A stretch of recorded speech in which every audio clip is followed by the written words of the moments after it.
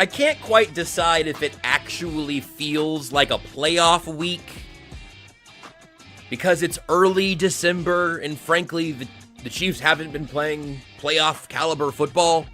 I don't know if it can feel like a playoff week the week after you lose a game to another team on the bubble, but it's starting to feel a little bit like that, isn't it?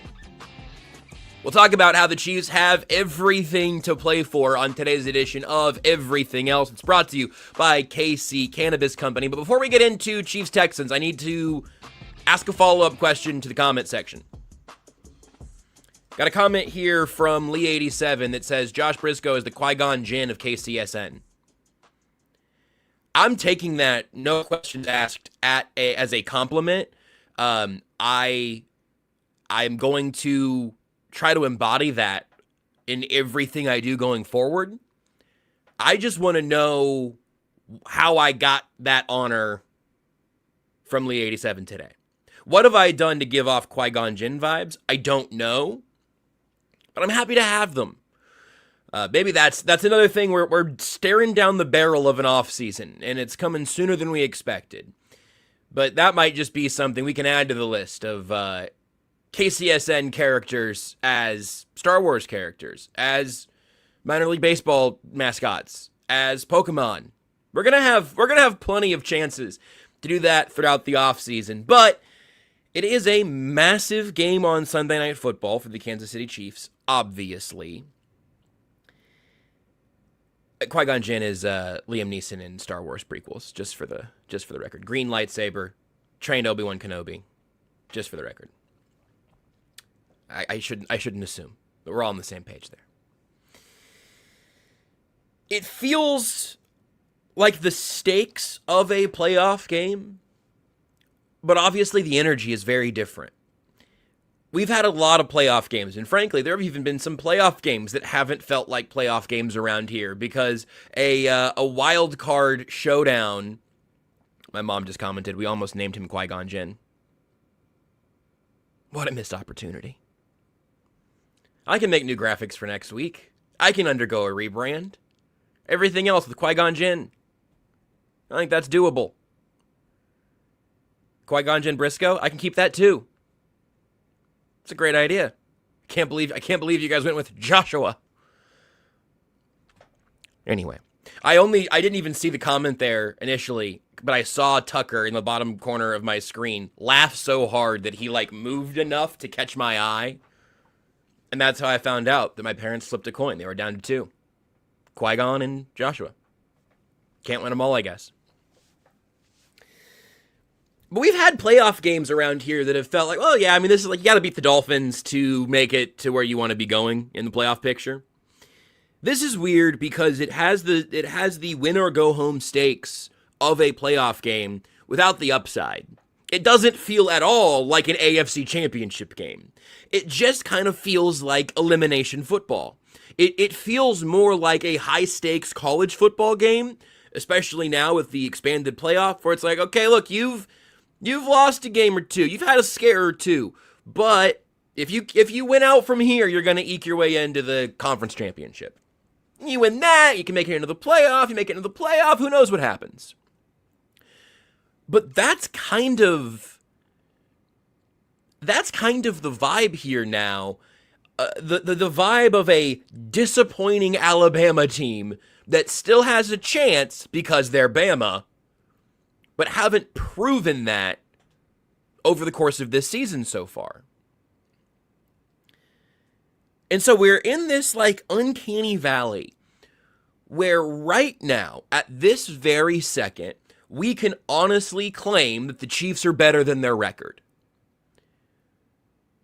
We can make an actual argument, one that I made on Monday and that I'm still stoking the coals for right now to try to get enough heat to get me through the weekend. You can argue that their history and that Mahomes magic, that implies a comeback. That it implies that we are going to have some amazing episodes of the franchise over these next several weeks. We're going to look back on the end of this season. And we're going to go, holy smokes. Of all of these Chiefs seasons, all of these years they kept the AFC Championship game streak alive, the most unlikely. The most impressive was in 2025 when they entered December at 6-6. They won out and went on a run. There is a real path to that happening. You sim this universe 1,000 times, that's going to happen plenty of those times. One team in the NFL has Patrick Mahomes. The idea that he is just cooked at the beginning of the month of December is unfathomable. The defense hasn't been good and consistent enough, but if you told me that Chris Jones is going to go on an unbelievable 8-game stretch to end the season running through the playoffs, like, oh, that's great. Okay, cool. Well, then, yeah, the defense is going to be much better. If you told me that George Karlaftis' thumb is going to miraculously heal in a way that brings him back up a notch to where he needs to be for this pass rush, oh, yeah, there are ways this comes together.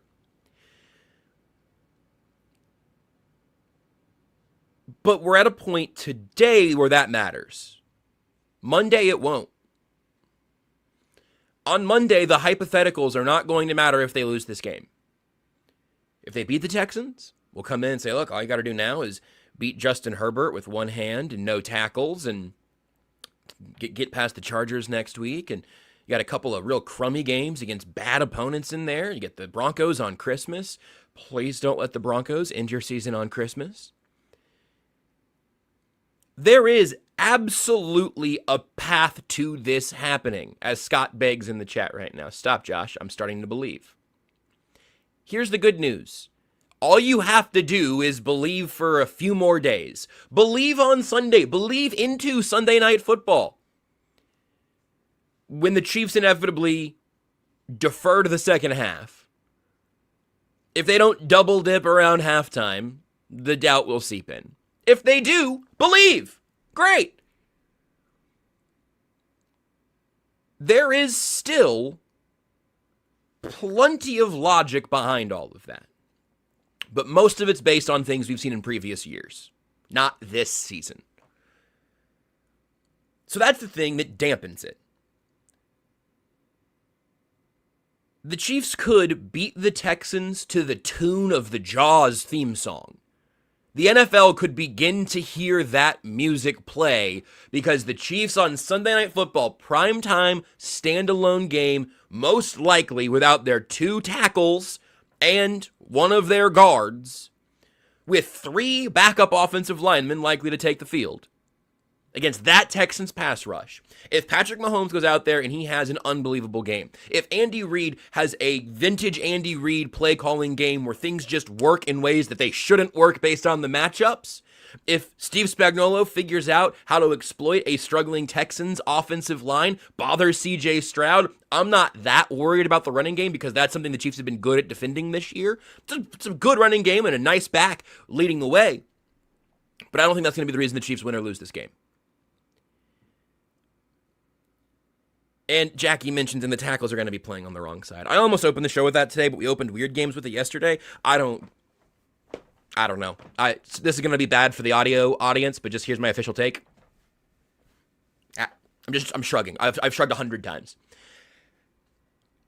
Again, if Wanya Morris or Jalen Moore have a bad game, it's probably not going to matter which side of the offensive line they're on, I guess. But Wanya's looking more comfortable at right tackle. Jalen Moore has played left tackle for you this year, and I think you signed him to be your starting left tackle initially. So I don't know if that's actually what they do. I don't know.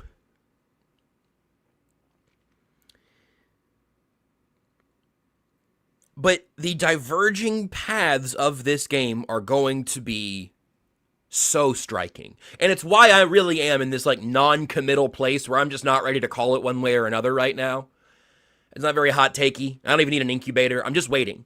I don't have a take to put in the hot take incubator today. I am going to sit here and see there's a fork in the road. And it's all up to the Chiefs now. They have earned their 6-6 record with penalties and untimely mistakes. They have the spark and the talent of a 3-time AFC champion, back-to-back league champion in these last 3 years. It's either going to be here come the Chiefs or there go the Chiefs. That's going to be the narrative on Monday one way or the other. We'll bring Tucker in here in a minute. We'll talk about some of the specific matchups, and we'll talk about the things that might decide which of those directions this season takes. But beyond waiting for the results, it's Friday. You probably already know the Texans' pass rush is diabolical. You know the Chiefs' offensive line is injured. You know the Texans' offense isn't that good, and their defense, really at all 3 levels, is excellent. Derek Stingley is a absolutely elite cornerback, leading a good secondary throughout. Not like a glaring weak link. A couple of injuries that might test that depth a little bit, but man, they've made it look borderline easy. And there is the relationship between pass rush and coverage, where it obviously makes the other unit's job significantly easier. And the Texans, I think, have a secondary that any pass rush would love to have behind it, and a pass rush that any secondary would love to be behind. It's a really good unit.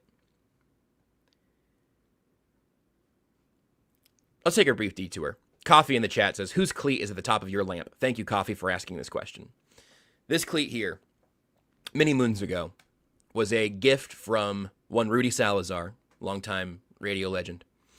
And this is a signed Marcus Peters cleat, inscribed with 2015 DPOI, 2013 Rookie of the Year.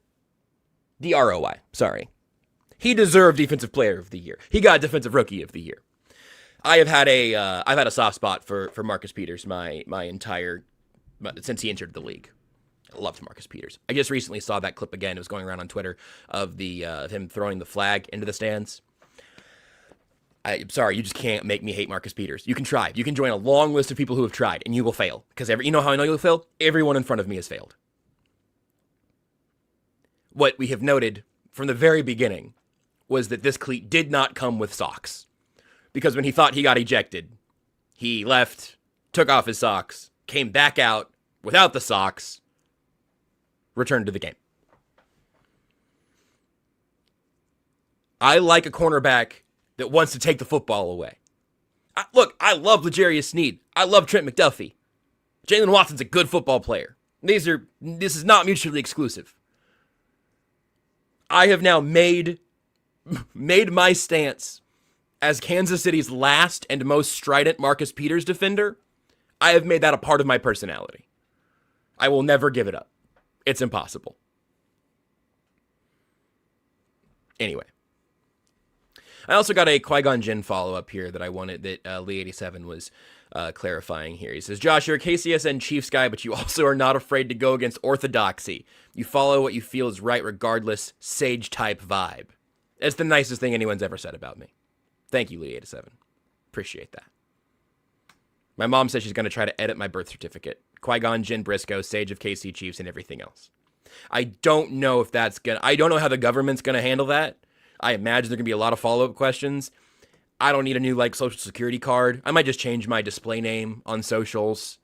Mom, let me start with the logos first. Just before you file the paperwork. You know, it's the holiday season. You don't want to file paperwork in December. Anyway. Look, I had Major Chip Hazard said, I'd rather have Sneed over Peters. Sneed literally took away every team's number one receiver for 2 straight years from 2022 to 2023. That's fine. I'm not here to argue with you. I'm not even taking a stance. I'm not here to have a Sneed versus McDuffie versus Peters versus Ty Law conversation. Chiefs legends. All of them. I'm not here to fight. I don't care. I love them all. I like defensive backs. Sneed was absolutely underrated. Love L'Jarius Sneed. Can't wait for him to be back next year. I assume that's about the end of that contract, right? I haven't looked at the spot track. I don't know. Don't hold me to it. But like, that reunion makes total sense. Happy to have him, even if he can't, move the way he used to. That's fine. I'm not here to talk about any cornerbacks or any defensive backs other than Marcus Peters. Chip, we're in danger here. So Peters would go out of his way to not tackle or get involved in defending the run game. I know that. I know. I don't care. I'm not here to be objective about Marcus Peters. It's like you're telling me that Dwayne Bowe couldn't stretch the field. I don't care. Don't take this from me. Scott says Brandon Flowers. Brandon Carr. Some great corners who I love very much. Marcus Peters is special to me. Anyway. Have we found out who Kansas City's hosting in the World Cup yet? Is Tucker shaking his head? No, that started at 11 Central. It's 12:20. Man. Well, you know who I'd give an International Peace Prize to? I'd give it to our friends at Kansas City Cannabis Company. You can visit them online at kccannabis.com. Of course, it's for adult use only, 21 and over. But man, if you are interested in the cannabis experience, maybe you want to learn more, maybe you just want to get a great recommendation, you can check them out, again, online at kccannabis.com. They are truly local, like their name implies. They are Kansas City for Kansas City. They have 5 great locations: KC North, Blue Springs, Kearney, Excelsior, and Lottawanna. Again, I think it's important that they have bud tenders who know their product, who know what they have, and who can also answer your questions in the kind of way you want questions like that to be answered. Once upon a time, I had nothing but beginner questions, and now I've learned enough that I can ask some follow-ups. I know a little bit more to be able to figure out what's right for me. The bud tenders at KC Cannabis are going to be the people that help do that for you. Maybe you're a veteran, you just want the best recommendations. Maybe you're a newbie that needs some advice, some guidance, a couple of, honestly, terms defined. That's no problem for the bud tenders at Kansas City Cannabis. You can check them out online at kccannabis.com. They're great. Thanks, guys. Some gifts are nice. Oh, a Swiss Army knife. Some gifts are thoughtful. And some gifts light up the whole season. Share the joy of Missouri-made quality this season. From December 13th to the 24th, join us for 12 days of cheer. Tucker, maybe you can join me for 30 minutes of cheer here together, because I think I might need to get my festive spirit lifted up a little bit. I felt like I had better energy for this game yesterday, maybe just because I'm dragging today. Yeah. But man, I want something that I can really like schematically believe in here, and my best argument for the Chiefs is Christmas magic. Yeah, I think that's actually the only hope No! at this point. I just saw this on Twitter. Matt Foster tweeted out a video clip of practice. He said no sign of Trey Smith or Juwan Taylor practice today. So here's a look at the likely starting offensive line. It's obviously a clip of Creed Humphrey, Mike Caliendo, Kingsley Sumat-Ia, Wanya Morris, and Jalen Moore. Are they lined up, or are they just like standing around?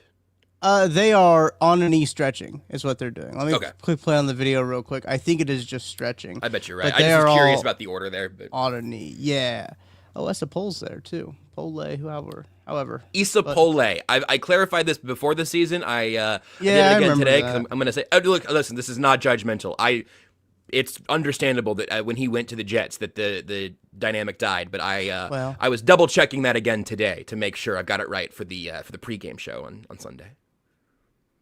I wonder if we can ask him how to say it. You know, did you? Yeah, he doesn't have a little spoken thing on the little Chiefs media guide thing, but there is a phonetic. There's a phonetic pronunciation. That's a Pro Football Reference, right? Is that where it's Essa at? Pole, I think. Oh, I think I think it's there too, actually. Yeah. I don't. Do you think Pole or Pole's better? Well, for an offensive lineman, probably Pole, because Pole sounds like what a bullfighter says. Yeah, and it's like you don't want to ole a pass rusher because that'll get your quarterback killed. So, Yeah, I guess pole is just a strong Yeah. of a sound. That's what I think of pole. You want one syllable. He's from California. Okay, interesting. I'm trying to see his country. The spelling bee. It's country of origin. Yeah, can I right. get the country of origin Yeah. of that one so you can figure out the phonetics a little bit? Yeah. Went to Washington State. Huge, massive. He's gonna be human being. active on Sunday. I think. I think he has to be. Yeah, he has to be. Obviously, he got the straight up signed to the roster for Essapol after the Josh Simmons moved to the injured reserve, and then they signed him to the roster, and then they signed another tackle. So they got a bunch of different tackles on their. It's not 90, is it? That's baseball. 90-man roster is baseball. Well, it actually. I mean, it's 90 including the practice squad because of Chu Godric, because he's the 17th. Oh yeah. There you go. You got a 53 and a 16, but your international player can be your 17th. Man, I have a lot of stupid knowledge in my brain. Yeah, that only really serve us for this singular purpose. Boy, thank you everybody who watches and listens to this show because, I mean, considering what else this info would be good for and this level of, confidence, it actually is a 90-man roster, Tucker. It's a great point. The intricacies of the International Player Pathway Program and Chu Godric, the developmental tackle there. Yeah. I could have learned math, Yeah, I talk about that a lot. I was like, I could have went into accounting or something, Yeah. I could have done something productive. Yeah, I could But have. instead, I sit in front of a computer. In fairness, that's most of accounting too, to my Yeah, okay, understanding, yeah, that's so. great. That's good. I feel better about myself now. You should. There are 7 careers left that aren't some form of Sitting in front of computer. Yeah. Yeah, I mean, we all kind of have our our Plumber? keyboard. Mm-hmm. Yeah, you're gonna have computer people in the plumbing industry too. But sure, Great point. you've got you've got. I'm gonna go ahead and stick to my guns on this. I didn't say this phrase twice, and I'm gonna say it this third time. You've got real people working with their hands and things, and then you have all of us who just sit down and plug our headphones right into the matrix, and then we just sit in front of screen and type words, say words, send email, drink coffee. Circle back things, When did this show become Dilbert? What happened there? It's when we decided that the only thing that can help Chiefs is Christmas magic. I didn't even say the Chiefs. Only thing that can help Chiefs. Who needs articles of speech, I'm just going to start leaving out the. I'm just going to leave them all out. It's why use many words when few words work good, or whatever do trick. Is that what it is? Mm-hmm. I'm afraid what this show's gonna feel like on Monday if they lose, because I genuinely do think there's I think it's 60. I think I am at 60-40 Chiefs, not the final score. I don't think there will be 100 points. I think there's a 60% chance the Chiefs win this game, and then there's a 60% chance they beat the Chargers, and then, they'll lose to the Titans or whatever. No, that's not going to happen. That's the thing. I think every step along the way, I actually think the Chiefs should be favored, and I want to pick them in each of those games individually, but also, they're 1-4, they're 1-3 in their last 4 games. I can't. Yeah. I picked them against the Cowboys. I thought the Cowboys was 60-40, and they didn't make 60-40 plays. They made 25-75 plays.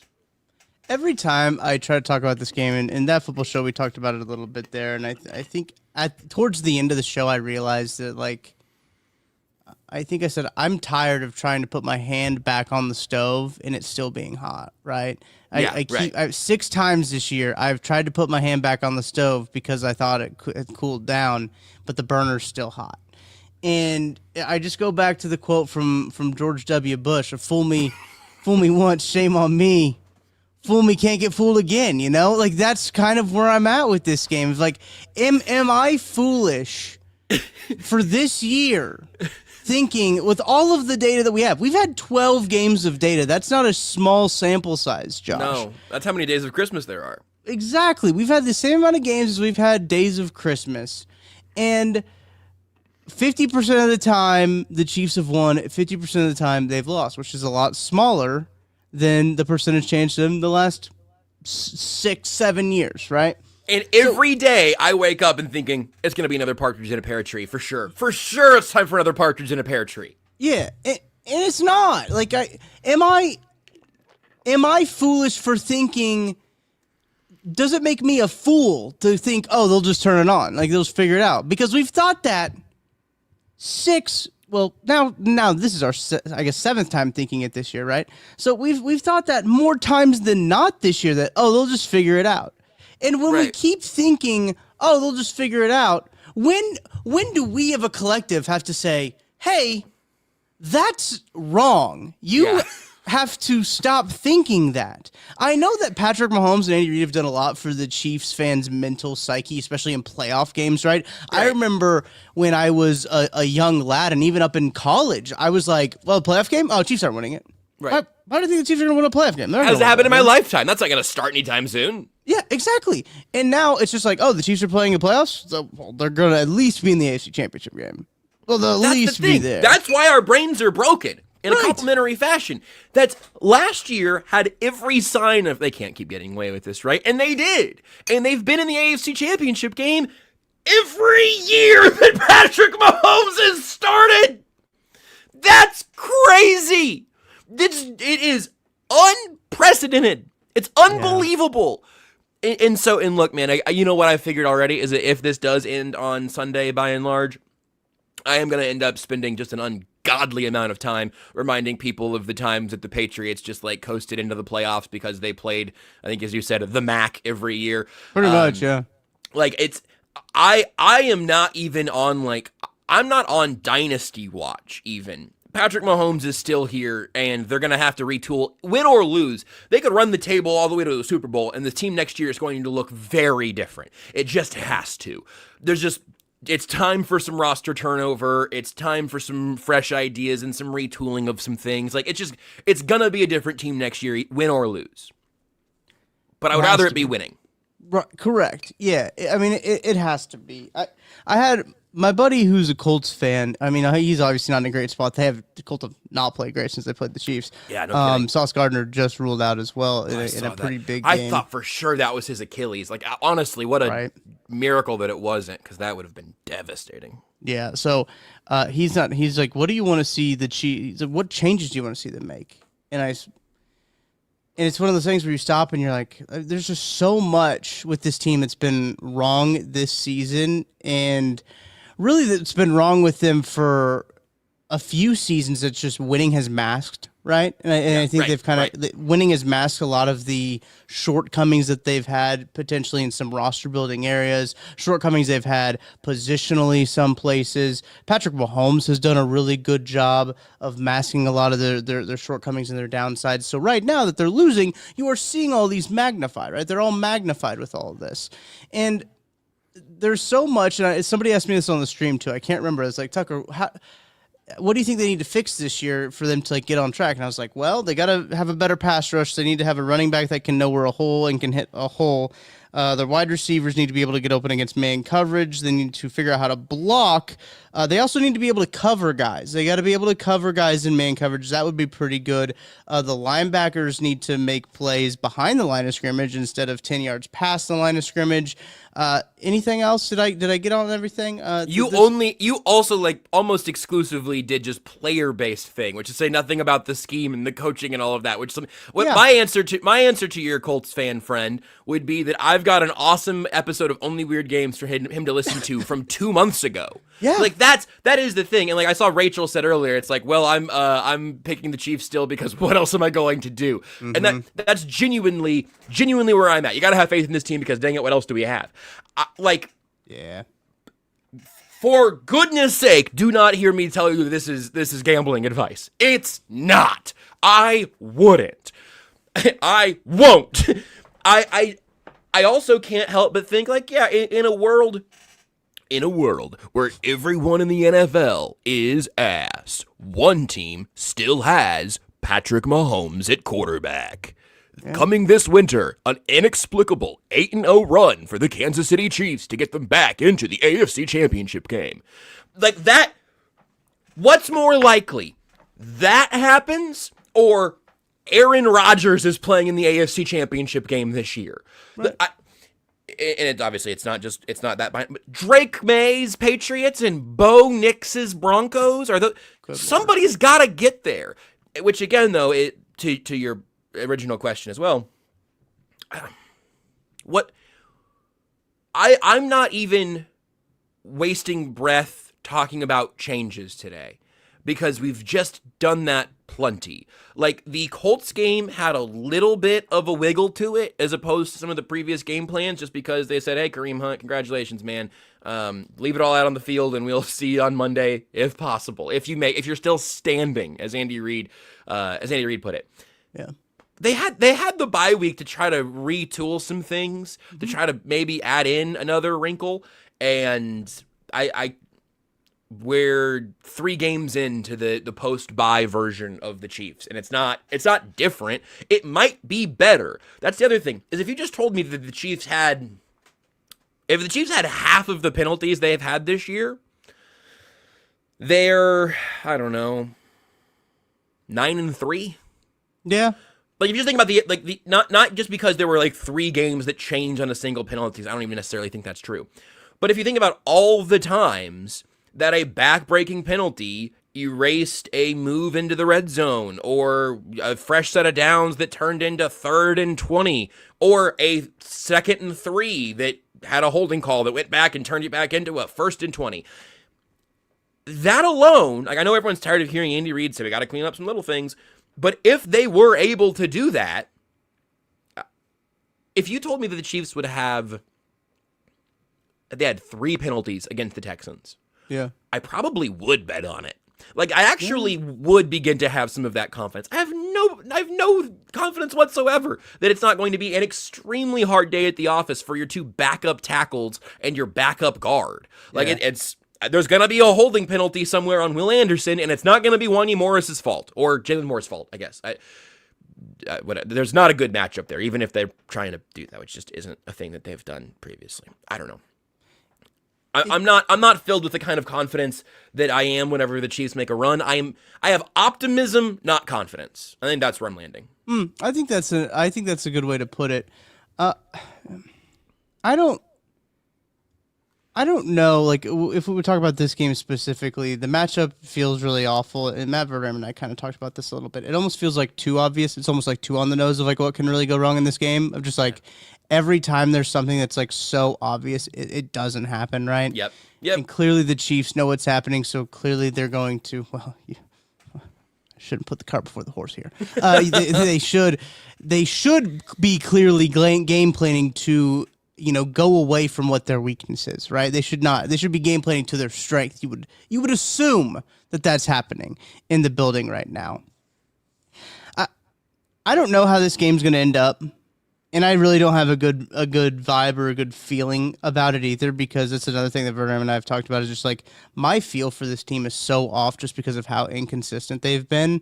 I get no real good vibe from press conferences. Like Steve Spagnuolo's out here saying they've had the best no helmet practice of the year. Like, I hope you play the Texans with no helmets, and I hope the Texans don't show up with helmets on. I don't know what to tell you, Steve. I mean, this is that was jarring to me. I was like, what? I think he believes it. I think that was totally honest too. I just think that's what he was believing in. And I think that makes it worse. And I don't know. I just don't know how to feel about this team without getting hurt again, I guess. Yep. And look, if we want to get deep and philosophical, like that's why you love things, because you know eventually that there's going to be an end. So you show that outward love and appreciation because you know that there's a certain finite end to it. And that's wildly deep for a sports talk show at noon on YouTube. But it's perfect for this show, actually. It's actually perfect for this show. And I understand that's where some of the irrationality comes from it with the team, is that we do have such a care and such a deep passion for the team. And we all have, we were just talking about my first football memory being Trent Green getting his head dribbled off the turf, right? Yes. Like that, like we all have very deep rooted memories and connections with the team. So I think that's why it hurts so much to see it like go from what it was right now. We say go from what it was, right? They're winning Super Bowls and now they're 500 at 14 weeks of the season. We're bummed out about it, but it's such a hard thing to get a feel for, like what team's going to show up, how do they show up against a team that in the Texans that they're fighting for their life too. Like they're fighting for the division. Like they have a lot in front of them, especially with how the AFC South schedule is set up, that they are backloaded with division games. So like they're trying to get hot at the right time. I do think the Chiefs have more at stake in this game, but the Texans, it's not like they don't have anything at stake. It's huge for both of them. Absolutely. Yeah. Let's go ahead and rip our one worry, one wish while I read this comment from Alex that says, I'm digging this bad boy / Golden Girls sweater combination, my dude. Thank you, Alex. That's anybody who comes in and gasses me up on things that I either feel good about or feel unconfident about, you get your comment on screen. That's the implied rule of everything else. Just show up and flatter me, and that will work. I love this cardigan. Hey, they just started, by the way, drawing names. I want you to know that it's just 12:38 Central Time. Yeah, they just started drawing names. I ended up timeline now. Not at all a this was totally fine. But usually I do radio with Cody and Gold at 11 on Friday, and today they were like, or yesterday, Drew texted me. He was like, "Hey, could you do earlier or later actually, because we might air we're gonna air some of the draw at 11." I was like, "Sure, yeah, 10:30 is fine." So I did my hit at 10:30 today. Gave me a little more time even before the show. All that worked out swimmingly. I could have driven to the station, done an hour, and driven home. Yeah. And it would not have interrupted their flow. That's crazy. What? How? I know this is a Chief show. Which groups does Kansas City have? Maybe I should have Googled that. I know people know it, and honestly, I've just been waiting for someone to tweet like, "Okay, and Kansas City's going to host XYZ," and then I'm just gonna take it from there. Because actually, like, I am excited. We'll talk about the World Cup being here when the World Cup is here. Like I think it actually rules. Yeah. It just has been an entire Oscar ceremony before they started drawing any names. So if we get definitive Kansas City based news here, we'll talk about it. But yeah, I don't know. I can't believe that they just started drawing names. I think I saw that Canada got Canada and Mexico got Mexico. So just And weirdly, Cooper Flag is staying in the U.S. All chance, right? This what it is, all chance. Are you second guessing the moral compass and absolute lack of corruption that circles FIFA? I don't know how I could. FIFA? Are you telling me that maybe Qatar didn't actually have the infrastructure or human rights beliefs that justified hosting a World Cup a little while ago? Yeah. FIFA? Okay, I found it, by the way. I was doing some research. Do we have teams, or you have letters? No, I have letters. Okay. So this is what you're looking for. Kansas City is set to host 4 group stage matches at Kansas City Stadium. That's what FIFA's calling Arrowhead. So funny. Tuesday, June 16th. You don't care about the date. It's between 2 countries in Group J. On Saturday, they'll have Group E, and then they'll have Group F, and then Group J. So they have J, E, and F. They have all of Group... Well, that's not necessarily true. They have all of Group J, but... I'm going to wait until somebody tweets it out. I can't do this. There's too many letters. This sounds like an algebra problem. Okay, we've already talked about on today's show. I'm not good at math. To recap, Kansas City World Cup fans will want to pay close attention to which countries are assigned to Groups J, E, and F. Jeff. We're looking for the Jeff groups. My name's Jeff. Remember that? That's funny on the internet. For a while. I have to just wait until it's out. I can't do it. I can't do this. There's too many. It's it's absolute chaos, and it's taken 2 hours to begin the chaos. Japan's I'll an circle F. back. I can't do one country at a time. I'm not going to retain any of this. I don't know what it actually means. I know we were a host city for somebody, maybe multiple somebodies. I don't know. Harold Kuntz is going to tweet out a full explainer later, and I'm going to read that, and I'm going to say, "Thank you, Harold." And he's going to get a free retweet from me because I'm not in a place to do the math on all of that right now. You know my one worry, Tucker? What's your worry? My one worry is that the Chiefs season effectively ends on Sunday Night Football. That's my worry. It's just as big picture as everything we've talked about so far today. I could be worried about Will Anderson and Danielle Hunter and Derek Stingley and all that. Everybody knows. I'm worried that essentially the season ends. I don't want to spend the next several weeks. I would much rather continue having a version of today's show where it's like, man, I don't know if they're going to figure it out, but at least their head's above water. I'd rather do that for Chargers week than to sit here and go, okay, well, the Chargers are like fighting for an outside playoff spot shot, and the Chiefs are looking ahead to 2026. I don't want to do that for 4 weeks of the regular season. So that's my big picture existential worry. What's yours? My worry is that they suck, and maybe this is weird, but like I would live with a hard fought Chiefs play their best football game, but they lose. I can swallow that a little bit better. I can be like, well, you know what? They gave it the best that they had this year, and it wasn't enough. Just a little too late for them to be able to turn it on and beat a really good defense like the Texans. But if they go out there and they just straight up suck and they stink, oh, I'm going to be in a bad place come that post-game show. Yeah.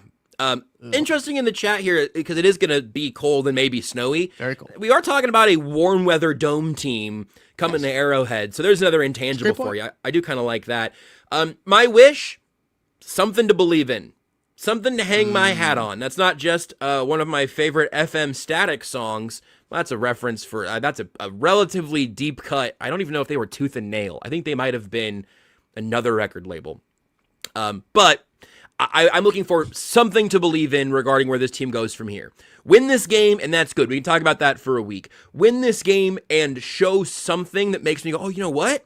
Hey, the pass rush made a backup, injured, crummy offensive line look like it. Now, we've said that half a dozen times this year. Half a dozen times. It's been, hey, can George Karlaftis make this struggling tackle look like the backup he is? And the answer is usually, I don't know. His pressure stats are good, but his impact plays are low, and now this defense hasn't put it together. Give me something to believe in, and I would love to be here on Monday going, hey, it's not perfect. It's not pretty. It's going to be 5 straight playoff games, but they're alive. That's my wish. My wish is that they don't suck. I think it's pretty simple. This is a great bit. This bit would have, this one worry, one wish would have been more successful any other Chiefs season of the Patrick Mahomes era. Yeah, it started so specific. They did, and then it was just like, how many more times do I want to talk about the same thing? Right. Yeah, and the issue is when they lose, and what I want to happen is for them to win. Yes, yeah. Because when they're like 12-1, you can like nitpick and be like, I'd like to see them open up the deep passing game. And right now, it's like, if you could just win, that's all. I'm good with that. Yeah, winning. Can I give you some teams as of right now that are in groups J, E, and F? Some teams? Yeah, then I don't have all of them yet. Yes, Tucker, you can tell me some teams. The schedule then has to come out then too of like which teams in these groups they're going to get, because I think they're only going to get 2 from these groups. But right now, yeah, you go ahead. You can tell us. In J, after the break. That's so good. You got me so good. Ha! You got me. Sit in it. Crazy. Missouri, your moment is finally here because DraftKings Sportsbook, America's top-rated sportsbook app, is now live in your state. Now you can make every game even more exciting with same-game parlays, money lines, props, and more, all from your phone, all safe, secure, and easy to use. Missouri fans know game day. The tailgates, the noise, the passion. Now with DraftKings Sportsbook, you can bring that same energy to every snap, every touchdown, every win. And right now, new Missouri customers can bet just $5 and get $300 in bonus bets instantly. No waiting, no nonsense, just pure action powered by America's top-rated sportsbook app. Download the DraftKings Sportsbook app and use code KCSN. New Missouri customers bet just $5 and get $300 in bonus bets instantly. That's code KCSN. The crown is yours. In partnership with DraftKings Sportsbook. Gambling problem? Call 1-800-GAMBLER. 21 plus, physically present in Missouri. Eligibility and restrictions apply. Terms at DraftKings.com/sportsbook. Bonus bets expire 7 days after issuance. For additional terms and responsible gaming resources, see sportsbook.draftkings.com/promos. The people continue to love the live read, including my sister, who is, and according to my mom in the chat, has said, quote, he's such a cutie. Look at you, Tucker. I didn't even do my hair today. No, it was specifically during the commercial. Oh, during the okay. Chloe just loves DraftKings. Is actually what it is. I don't. Wouldn't be shocked if kids these days grow up just loving DraftKings Sportsbook. How could you not? You know what I love? I love the next one. The next one is good. Okay, if you do you have Kansas City teams? No, that's not real. What are we doing with Jeff then? Tell me what you got. And then we can. So what I'm saying about their schedule is they'll have teams from the group of J, E, and F, right? Like those are the groups that they have, but they'll only have 2 teams from those group. So they're not gonna have the full group. The group is gonna be split up in different locations. When are we gonna know that? Probably never. I don't know. At this point, Quentin Lucas just tweeted, "I miss Greg Gumbel." I don't know why he tweeted that, but like he did, and I'm gonna retweet it. Yeah, I mean because I agree, I do miss Greg. Gumbel He was a better host of a selection show. Is my guess. Oh yeah, okay, that probably makes a lot more sense. What the mayor's getting at there, it doesn't matter. Who cares? A baby mayor Q. Yeah, well, I mean. None of this matters. Never mind. I don't want to talk about it. None of anything matters. That's okay. I mean, look, Sun's going to explode soon. It doesn't matter. Not soon enough. When is the sun going to explode? Let me Google that real quick. It's going to be a little bit, probably. How long would it take after the sun explodes for it to like hit us, right? I mean, if for it to explode? Well, I guess die. Let's just call it die out. Like how right, long? Well, so if it dies, I mean, this is something Seth mentioned, something Seth really hung his hat on yesterday's Only Weird Games. Yeah. If the sun just, like, decreased by 1% power, we're in, like, Ice Age territory. Maybe total yeah, well, frozen 1% of a really big number is still a pretty big number. Yeah. Right. So, I mean, I think we will be frozen before we'll be incinerated, I think. Yeah, as a planet, I think that's the idea. I haven't brushed up on my astronomy in a while. 5 billion years. I know. It's like, come on, man. Let's speed this thing up. How? This is probably not the podcast for this. How does the sun work? Like, how does it have so much fire all the time? Because from what I know, ask Matthew Berry this. I should. Hey, Matt. Thanks for hopping on the show. How does the sun work? He did talk about his appearance in Avengers Endgame though too, which is kind of cool. Like how that's excellent. Yeah, so he does have a cameo in that. And he could be at the Oscars because he was with Robert Redford in that scene, and that was Robert Redford's last film before he died. Really? Uh-huh. Who knew? Casey and Live Watchers did. Yeah, good point. You got to get an astrophysicist on. It seems like it's probably pretty easy to just get some professor from somewhere. This is off-season territory. Or Neil deGrasse Tyson. He's too famous. You need to go the like Pablo Torre route of just like finding an expert with a decent webcam and a mic and just reach. There's probably somebody at Mizzou that could do this for you. You know, they could come in and say, I am a we could just get Craig. Teacher. Yeah, that's great. Craig can explain how the sun works. Yeah. He's got to know, right? I think so. When I find out Craig doesn't know anything in particular, my entire world starts to... Yeah, me too. Yeah, it's like the sun's getting like 1% dimmer. I'm sending a message to Neil deGrasse Tyson right now. How does the sun work? Is this a DM or is this an open letter? No, it's an Instagram DM. If Neil deGrasse Tyson gets back to you within the next 8 minutes... How hilarious if you just like immediately responded. It was like, oh yeah, it's because it has just like a fuel source underneath in the core. He just FaceTimes you. You're just getting a FaceTime from an unknown contact. Just text him my number real quick. So. Pop it up on the screen. Boy, do I want to tell this story about a completely unrelated person who did kind of do that once? Yeah, maybe. NASA has a video about it. I am definitely going to watch that. Yeah, I'll do it right now. Let's just do it right now. Live watch. Live watch in silence. You can summarize it for us as we go. Let me text. Well, I'm going to text Craig, too. I'm going to text the 2 people I know, Neil deGrasse Tyson and Craig Stout, to ask, how does the sun work? I think it's a roughly... If I've been keeping up on the group chat, I think Craig is busy. I think Craig is busy, and I think Neil deGrasse Tyson might be almost as likely to get back to you in the next 6 minutes. That's actually a good point. How does the sun work? Okay. He has it. It's in their inbox. It's on their desk now. It's on their desk? Mm-hmm. I don't know. Is this the end of the show? we have plenty of holiday season topics. a lot of Those holiday can stuff last. about. That's okay. We might need a lot of those. December is going to be a weird month, depending, especially on how this game goes on Sunday night. I am a big fan of Spotify Wrapped season. Maybe we just do that real quick. Yeah. Maybe we just do a little. It's a fixture of December. It's still holiday season in its own right. Let's talk about our Spotify Wrapped. And oh God, I have all of the. We haven't talked about Wicked yet. We haven't talked about Wicked. Give me your Wicked for good take. We got to do that now. We're running out of juice on that. Let's go very, very light spoilers here, if anything. Yeah, huge. I don't think I need to give spoilers. I thought it was good, but here's one thing.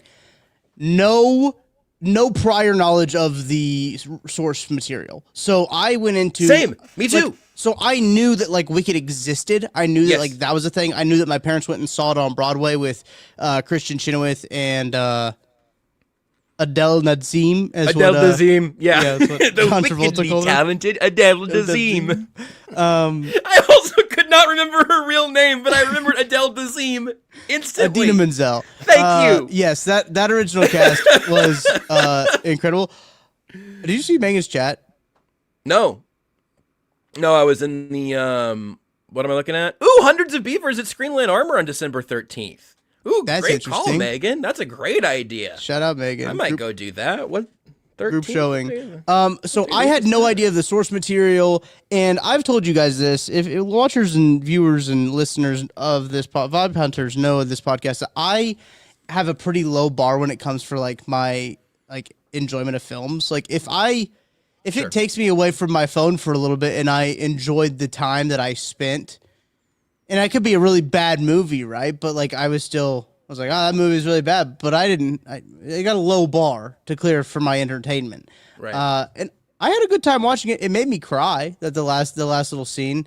I was crying a little bit when they were singing to each other. But like I was thinking, like Dorothy just like chilling down there too, like because Dorothy This is a great question. had to be right there. I thought it was fine. I thought they did a good job, and the production is obviously good because they have a high budget for the movie. Fun story. I think it's a fun little spin-off type story of Wizard of Oz. So I enjoyed it. I did. Alex asks, would you rather sit with NDT or LDT? Neil deGrasse Tyson or Laurent Duvernay Tardif? I've talked to LDT, and he's fascinating. I think Neil deGrasse Tyson, though. I forgot that I flipped over to another DM, and not my Neil deGrasse Tyson DM, and it popped up scene, and I was like, oh my gosh. But it was another DM group chat. It was you and Bill Nye? I don't know. I didn't have another funnier name. I should have said Bill Nye more aggressive. You still can. I don't know how active they are on Instagram. I also enjoyed Wicked for Good. I did see somebody put the title screen of the first one says Wicked Part 1, and the second one says Wicked for Good. It's like, wait a second, hold on. You've abandoned the name. Wicked 1 and then Wicked B. You can't. I did can't do love that. that they like didn't tell us that there was going to be two movies. They're like, here's Wicked, and then it was like, Yeah, oh yeah, by by the way. and I think the first movie is longer than the stage play, if memory is. serves. So that's wild. But no, I also enjoyed it. I think I didn't know any of the twists either. That ended up being, to me, like the most fun part of the experience was like I didn't know we were gonna see Dorothy. Like I didn't know. Right, yeah. I didn't know some of the character arcs that we were going to see. I think I probably, in general, enjoyed part 1 slightly more. I don't know. It's also, I guess, it's like the more fun half, I suppose. Renee did make a couple of. Renee filled me in on like the differences between the stage play and the movie adaptation. I think we've agreed that it is a good movie adaptation, but also, I don't know if you really know this, but they did quite a bit of work to get it to PG. Like the second act of Wicked. I knew the book was pretty bad. Dark. It is dark. You got a little glimpse of like the trains being stopped for Munchkins thing. It is more, according to Renee, it is Act 2 is more of a full-blown descent into fascism, and that didn't all make it into the movie. So I understand like you're spending all this money and you need like in like the theater we went was. There might have been like it was like half of it was families with kids. Right. So I think it's good that the story is accessible and that there's a movie version that does a good job with the source material. Jeff Goldblum, perfectly cast. I'm a Jeff Goldblum sucker. I haven't not enjoyed Jeff Goldblum in anything ever. He has my favorite tiniest role in Asteroid City. That's just also an absolute delight. So I'm gonna be here for Jeff Goldblum pretty much whenever. But basically, he's the wizard in part 1 also. So I'm gonna go ahead and acknowledge this. That he is playing Jeff Goldblum in a green suit for the most part, and I mean that as a compliment. Like I just enjoy Jeff Goldblum. So thanks to Dennis in the chat who says boring. Thank you, Dennis. Thanks, Dennis. Appreciate you. Thanks for the like or the view. I mean, yeah, there are more songs. Todd asked more songs in the movies and the musical, isn't there? Yes, they added a couple of songs into. 2 songs, yeah. I think that's right. Yeah. I also kind of agree with Megan. I think Neil deGrasse Tyson would probably just point out everything wrong with everything, and I think LDT is probably going to have it's a pretty chill vibe. I wonder what he's up to. I don't know. Does he have an Instagram? Can I send him a DM? Probably, right? Probably, yeah. I would think so. Just hey man, what are you up to? Yeah, just like, hey, hope you're doing good. Funny story. I had followed Jack. You remember Jack Anderson? He was like a Bills offensive lineman, and he played at Texas Tech. And like early in the draft process, I had followed him because he was a Duke Manyweather guy, and I just followed him throughout his career. He recently, I think he went and played for the Eagles for a little bit. He'd kind of bounced around. Fine offensive lineman, had a good NFL career, played for a couple different teams. He announced his retirement. I swiped up on his Instagram story. I was like, hey man, congrats, dude. Hope retirement's going well. And he just responded back. He's like, hey, appreciate you. That's nice. What a nice interaction. I know. And I was like, we need more of this, of me just telling former NFL offensive linemen, just like, oh yeah, I said retirement grind. It was a golf story. He was golfing. He said, yes, sir. Thanks, man. That's awesome. Like, pure. LDT was here at least a panelist for the Montreal Community Cares Foundation. He's Canadian. When you Google Laurent Duvernay-Tardif, his headshot from that page comes up before any of his football stuff, which is kind of hilarious. But presumably he's doing some doctoral work somewhere. Not in the. Like, I mean, it looks like he's in good shape. It does, yeah, which makes sense, I guess. A lot of those offensive linemen shed some pounds after. And he was not the huskiest of guards. Right. So yeah, there you go. Little LDT memory lane. I found his Instagram. It's okay. I'll send him a DM. Yeah, do send him a DM. I don't think he's Actually, you know what? His Instagram is actually more active than his other stuff. So you're right. I just got here last, but he had a little walk and talk video here on November 25th. He's speaking French, it seems. That's so sick. It also makes sense, but okay, here we go. 1 week ago, November 23rd, it's a picture of him in what appears to be a hospital wearing a stethoscope and a lanyard. Dude, shout out to LDT, man. Wrapping up a busy call weekend, #residency. I know doctors make good money in general, but he has like a $40 million contract from the Chiefs or something, right? Like I feel like that's about the right. Yeah, that sounds, because did he get a second contract with them, right? Yes. So and it was I think it was a little bit later in I don't know if he was going to be a free agent, but yeah. I mean, they ended up paying him like a premium. 5 years. What did I say? Did I say $40 million? Yeah, I think so. 5 for 42. I could have learned math. You could. I could have been good. I could have been a doctor. Instead, I remember the extension that Laurent Duvernay-Tardif got in 2017. What's wrong with me? Wow, he was on the team for 8 years? Yeah, it was his whole rookie contract. He developed. They gave him a big deal for $8.5 million, 14 guaranteed at signing. I feel like people didn't like this contract. That's not a bad contract. Its cap's gone up since then, obviously. Looks like his career earnings, according to Spot Track, I guess this is cash, right? $25.8 million. So probably some incentives he didn't earn with that in that contract that he got. But I think they cut him maybe with a year left on that or something. So I can't. Yeah, he played for the Jets for a little bit, is what it looks like. Yep, he did. But yeah, $25 million. I'd take it. Yeah, and it just not that this is ever in doubt. He didn't need to go be a doctor to make more money. I imagine he made some good investment decisions. He just seems like a smart fella. I don't know why I think that, but mid-pandemic was like, actually, you know what? I'm actually gonna be a doctor and save people's lives. And that's crazy.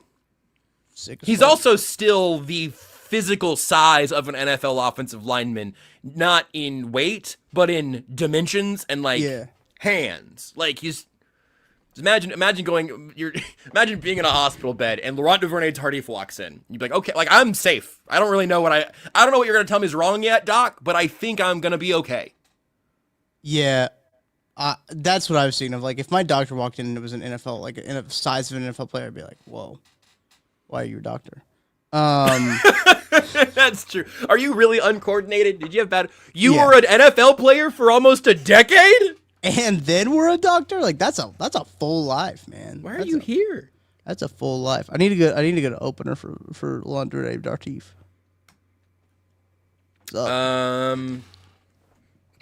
Think about you. Hey man, got kind of a tickle in my throat. Any ideas? Hey, that's not even a tonsil joke. That was an accident. You could ask him about your tonsils. Hey, love your work. How do you tickle your tonsils? From a medical professional, from one medical professional to another. How do you tickle a tonsil? I hope he responds. Have you decided what your opener is going to be, or are you going to? No, I'll think of it. We don't need to do it on the show. It's probably just going to be something pretty chill, Just be like, "Hey, man, hope you're well. Was thinking about you and how you played football for my favorite team." Thinking about you.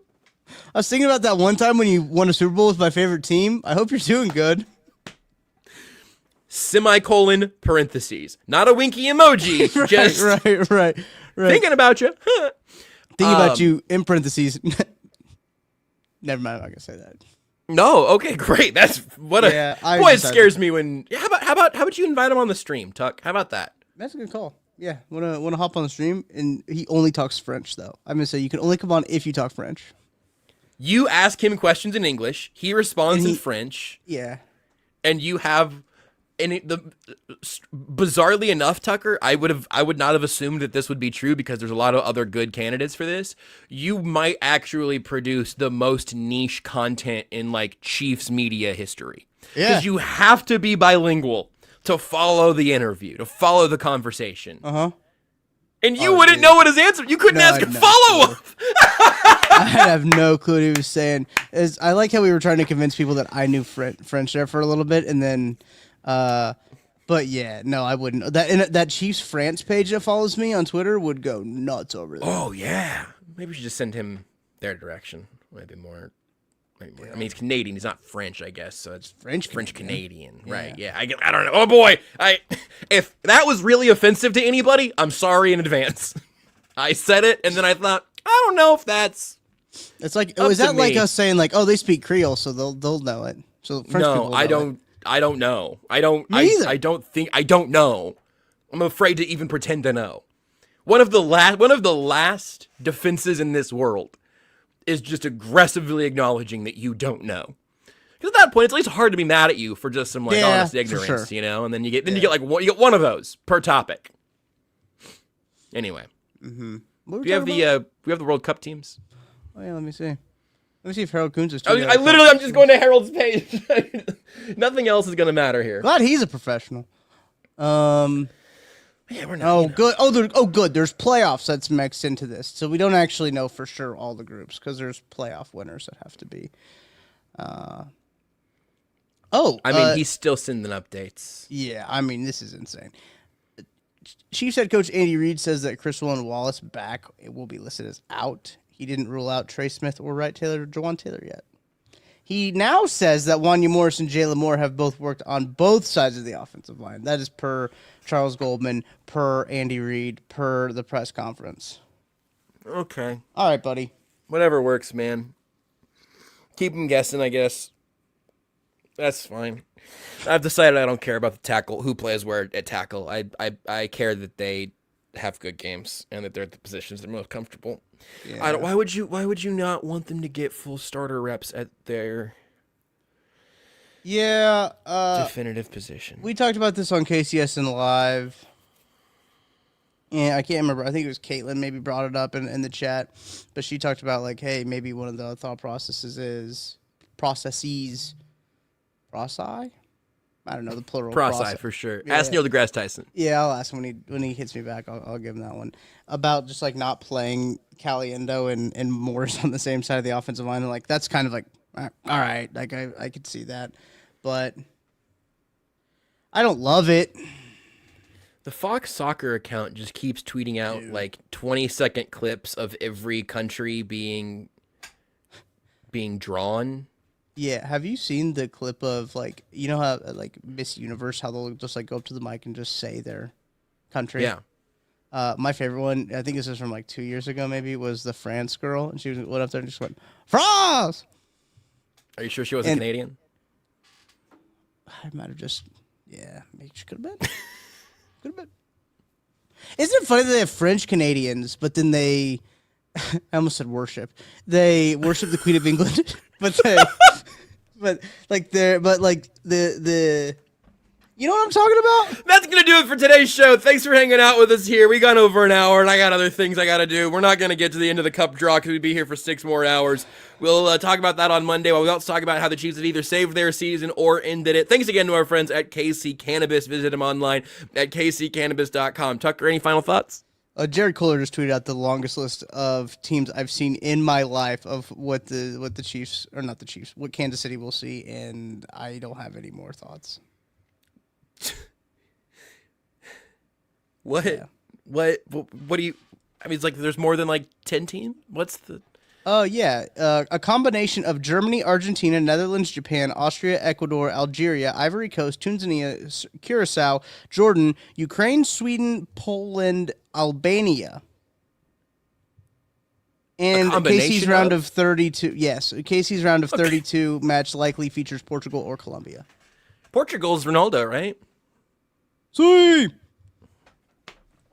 We'll talk to you on Monday. Bye, Mom.